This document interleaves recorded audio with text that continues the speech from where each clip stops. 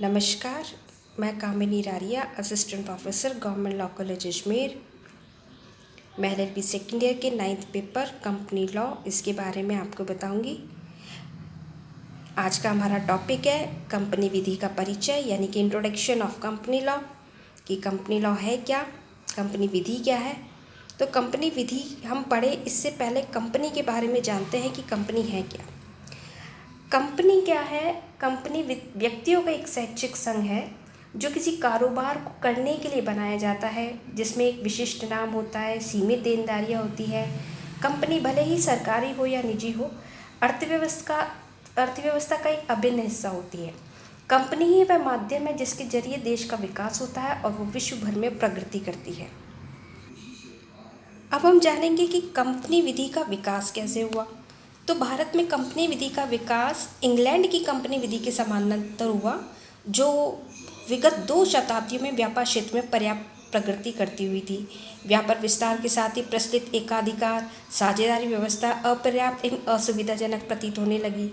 तो व्यापार क्षेत्र में नए संगठनों की आवश्यकता अनुभव हुई और इसी कमी को दूर करने के लिए, इसी उद्देश्य की पूर्ति के लिए व्यापार व्यवसाय में कंपनी प्रणाली को लागू किया गया। वर्तमान में कंपनियों के निर्माण, निगमन, कार्य प्रगति, प्रबंध व्यवस्था, नियंत्रण, पूंजी, अंश लाभ, ऋण शक्ति तथा परिसमापन आदि से संबंधित सभी विषयों पर कंपनी अधिनियम के अंतर्गत समुचित उपबंध, जो विधि प्रशासन की दृष्टि से महत्वपूर्ण है, किए गए।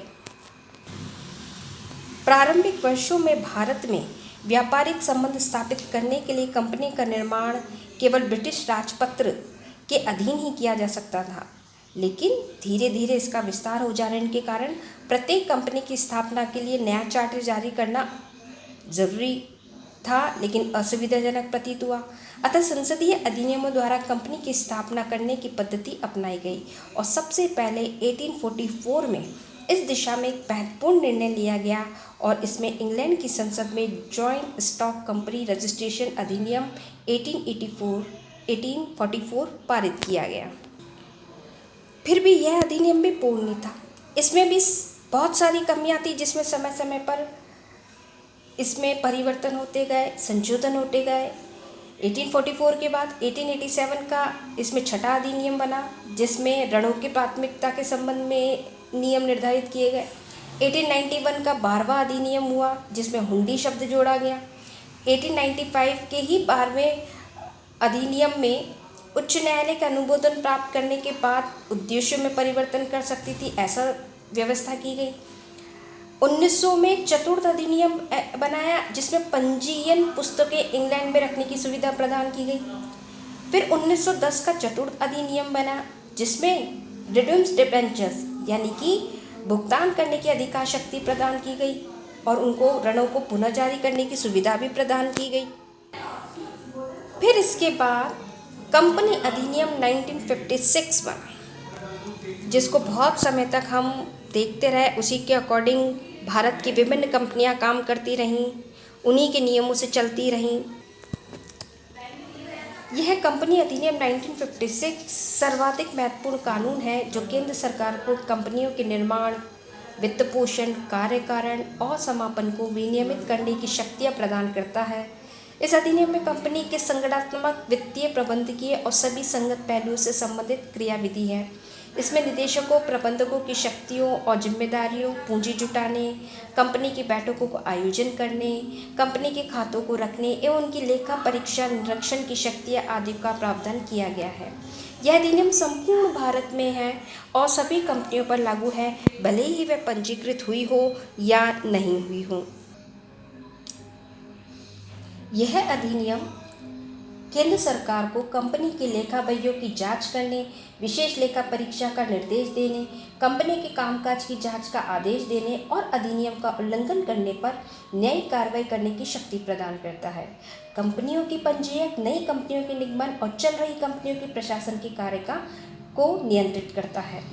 अतः जो कंपनी अधिनियम 1956 बना, बहुत समय तक इसी के अनुसार सभी कंपनियां, चाहे वो निजी हो या सरकारी हो, वो अपना अपना काम करती थी। परंतु फिर भी कंपनी अधिनियम 1956 में बहुत सारे ऐसी कमियां थी जिनको समय समय पर संशोधन करके, उनमें परिवर्तन करके, संशोधन करके कंपनी विधि के अनुसार सभी कंपनियां अपना काम कर रही थी। 1956 के बाद से लेकर अभी वर्तमान में कंपनी अधिनियम 2013 जो बना है, इसके बीच में 19 संशोधन अब तक हो चुके हैं, जिसमें कंपनी संशोधन अधिनियम 1960, उसके बाद संशोधन अधिनियम 1963, उसके बाद 1965, उसके बाद 1969, फिर 1971 में, 1972 में, 1974 में, 1977 में, 1984 में, 1988 में, 1996 में, उसके बाद 1997 में, 1999 में, सन 2000 में, 2001 में, 2002 में, 2006 में, 2009 में और फिर 2011 में विभिन्न तरह तरह के संशोधन करके कंपनियां अपना कार्य करती रहीं। इन सभी 19 संशोधनों के बाद अभी वर्तमान में कंपनी अधिनियम 2013 लागू किया गया है, जो कि सन 1956 के कंपनी अधिनियम का पूर्णतः परिशिष्ट रूप है। इस अधिनियम में 470 धाराएं और 7 अनुसूचियां हैं। इस अधिनियम में कंपनी अधिनियम की बहुत सारी ऐसी कमियां थी, जिन कमियों को दूर करके और इन विभिन्न 19 संशोधनों में जितने भी संशोधन करके भारत में विकास हो सके, उसकी अर्थव्यवस्था सुदृढ़ हो सके, इसलिए कंपनियों को विभिन्न प्रकार की शक्तियां दी गई और उन शक्तियों को देने के लिए कंपनी अधिनियम में व्यवस्था किया जाना जरूरी था। इसीलिए वर्तमान में हम कंपनी अधिनियम 2013 पढ़ते हैं। यह कंपनी अधिनियम 2013 की मेन विशेषता ये थी कि इसका मुख्य उद्देश्य कंपनी से संबंधित विधि को पूर्णतः संशोधित एवं समेकित करके वर्तमान विश्व बाजार व्यवस्था में उद्योगों की सक्रिय भागीदारी सुनिश्चित करना तथा उनकी विधिक समस्याओं का निराकरण करना था, जो कि पहले 1956 के अधिनियम में इस तरह की कमियां थी। फिर इस अधिनियम में 30 नई परिभाषाएं जोड़ी गई हैं ताकि विभिन्न पदों एवं अभिव्यक्तियों के अर्थ एवं आशय को स्पष्ट किया जा सके। इसमें एक वित्तीय वर्ष होगा जो 1 अप्रैल से 31 मार्च तक होगा। इस नए अधिनियम 2013 में एक व्यक्ति कंपनी की संकल्पना को भी लागू किया गया। इस अधिनियम द्वारा प्राइवेट कंपनी के सदस्यों की अधिकतम संख्या 50 से बढ़ाकर 200 कर दी गई। अधिनियम 2013 में स्थानांतरण प्रॉस्पेक्टस की आवश्यकता की पूर्णतः समाप्त कर दिया गया और कंपनियों द्वारा पूर्णतः एवं विस्तृत प्रॉस्पेक्टस जारी करने की अपेक्षा की गई। नए अधिनियम में सेबी को भी किसी भी वर्ग की कंपनियों को अपना शेयर प्रॉस्पेक्टस रजिस्टर को फाइल किए जाने की अनुमति प्रदान करने की शक्ति भी दी गई। वर्तमान अधिनियम में कंपनियों को विशेष संकल्प पारित कर विश्व निक्षेप रसीद पारित करने की शक्ति प्रदान की गई। नए अधिनियम में गैर बैंकिंग कंपनियां अब रिजर्व बैंक के नियमों से प्रशासित होंगी। पूर्व के जो अधिनियम था उस अधिनियम में ऐसी व्यवस्था नहीं थी। कंपनी अधिनियम में कंपनी के निगमन की तारीख से 18 माह के भीतर वार्षिक साधारण बैठक बुलाने के बजाय अब 9 माह में बैठक बुलाया जाना आवश्यक कर दिया गया। इस वर्तमान नए अधिनियम में कंपनी द्वारा अपने ही अंश खरीदे जाने की व्यवस्था की गई, जो कि पूर्व के अधिनियम में ऐसी व्यवस्था नहीं थी। कंपनी अधिनियम में अब तुलन पत्र, लाभ हानि विवरण, रोकड़, लेन देन ब्यौरा आदि अलग अलग फाइल न करके एक साथ समेकित रूप में वित्तीय विवरण के अंतर्गत फाइल किए जाने की व्यवस्था कर दी गई। पुराने अधिनियम 1956 के अंतर्गत स्थापित किए जाने वाली लेखीय स्तरों पर राष्ट्रीय परामर्शदात्री समिति का नाम बदलकर नए अधिनियम में राष्ट्रीय वित्तीय रिपोर्टिंग प्राधिकरण कर दिया गया। नए अधिनियम में प्रत्येक कंपनी के लिए जिसकी वित्तीय वर्ष में एक विशिष्ट सकल आय या लाभ हो, एक कॉर्पोरेट सोशल रिस्पॉन्सिबिलिटी कमेटी का गठन आवश्यक कर दिया गया। कंपनी अधिनियम की धारा 149 में वर्गों की कंपनियों के लिए अपने निदेशक बोर्ड में कम से कम एक महिला निदेशक की नियुक्ति को आवश्यक किया गया। इस अधिनियम में कंपनी के निदेशकों की संख्या को 12 से बढ़ाकर 15 कर दिया गया। इस अधिनियम में निदेशक बोर्ड के कुल सदस्यों की न्यूनतम 1/3 संख्या स्वाधीन निदेशकों की होगी। इस अधिनियम में यह प्रावधान किया गया कि निदेशक त्यागपत्र देने की तारीख से 30 दिनों के भीतर उसकी एक प्रति कंपनी रजिस्ट्रार को प्रेषित करेंगे। कंपनी के लिए वर्ष में कम से कम 4 बैठकें बुलाया जाना आवश्यक किया गया, जिसमें 120 दिनों से ज़्यादा का अंतराल ना हो। कंपनी द्वारा राजनीतिक चंदों को दिए जाने वाली राशि 5% से बढ़ाकर 7.5% कर दी गई। इस अधिनियम में ऋण पत्र को ऋण में सम्मिलित नहीं किया गया। इस अधिनियम में कंपनियों के बीच समझौता, पुनर्गठन आदि की स्वीकृति प्रदान कर दिए जाने के पूर्ण एवं नियमित अंकेक्षण का प्रमाण पत्र अधिकरण के सामने प्रस्तुत किया जाना अनिवार्य किया गया, जिससे यह सुनिश्चित हो कि अंकेक्षण मानकों के अनुकूल है। इस अधिनियम में कंपनी के विरुद्ध कुप्रबंधन या दमन की कार्रवाई हेतु आवेदन राष्ट्रीय कंपनी विधि प्राधिकरण को किए जाने को प्रावधान किया गया।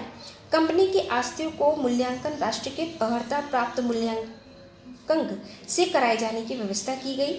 इस अधिनियम में यह भी प्रावधान किया गया कि कंपनी 50% या अधिक प्रत्याभूत ऋणदाताओं के ऋण की अदायगी करने में विफल रहती है तो ऋणदाता कंपनी विधि प्राधिकरण में कंपनी के विरुद्ध उसे रुग्ण कंपनी घोषित किए जाने हेतु आवेदन कर सकता है।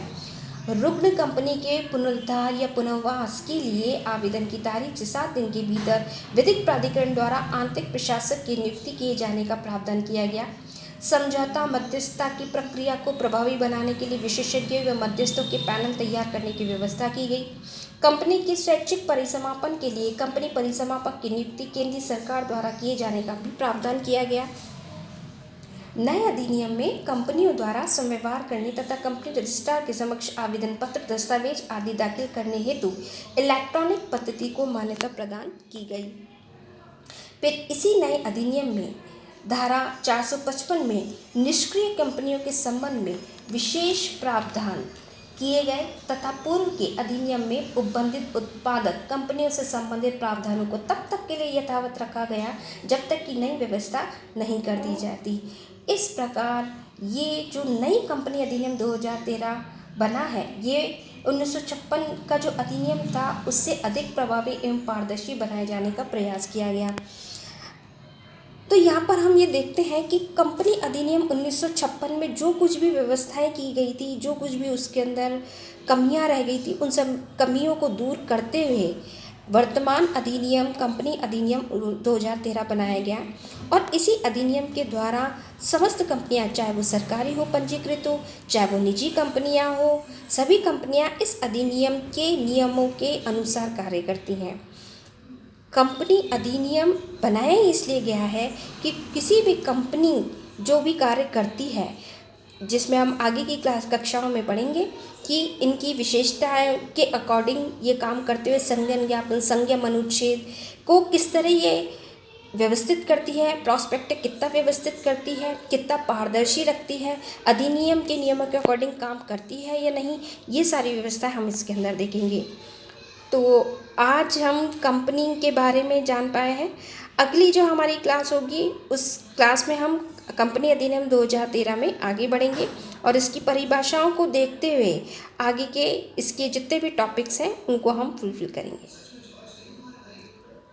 Stay safe, stay home. नमस्कार।